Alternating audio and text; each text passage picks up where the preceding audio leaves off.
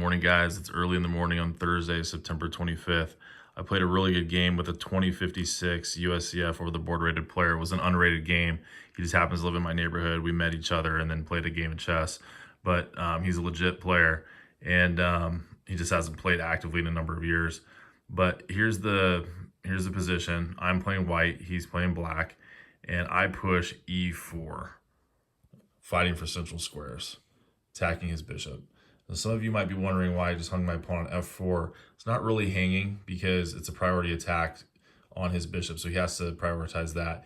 He drops the bishop back to G6, and when you play this way, we're playing with tempo and pace, so we're attacking and moving forward with our agenda. I go Queen G3, attacking the bishop again. He drops back to F7, and we're building good momentum now. So I go Knight H4 with the idea of hopping onto G6, which is a really juicy square, guys. I mean, that would cramp his position. His G pawn stuck on G7. I'm attacking his rook, and I just really would have the initiative, a good strong initiative.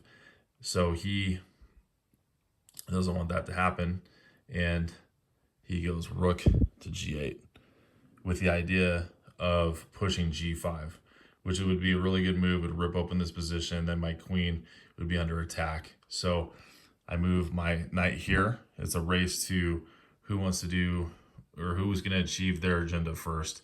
So I hop it onto G6, and now he plays a good move that I didn't quite see, and it's called an in-between move, and he plays H4, attacking my queen. Now the problem is I can't get off the G file, because if I do, he's going to take my knight. And if I move my knight, which I wanted to outpost there on G6, then I run the risk of him pushing G5 and ripping open that file like he wants to do. But I don't have much choice because I'm under attack by that pawn on H4. So I have to take it. So, and I can't take it with my queen because then I lose my knight on G6.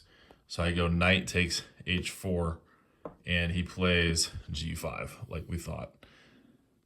Now this is the game critical move. Pause your videos, and what would you play here? So the move is bishop takes F6.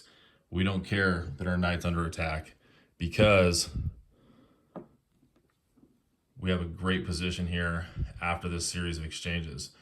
So here's what I calculated. If he takes G takes H4, we're not going to take on D8. As juicy as that rook looks on D8, it's just not good for me. So here's the sequence, and this is what you have to calculate in your head without making the actual moves, because here's what would happen. G takes H4, bishop takes D8, H takes G3, so he would take my queen, and bishop takes C7. I'd take his queen, and then king takes C7. That's just not good for me because that's a queen, a knight, and a bishop that I would lose for a rook and a queen. So just on material count alone, that's 15 points or 14 points, depending on if you count the queen as 9 points or 10 points. And he would come out with one more point than me.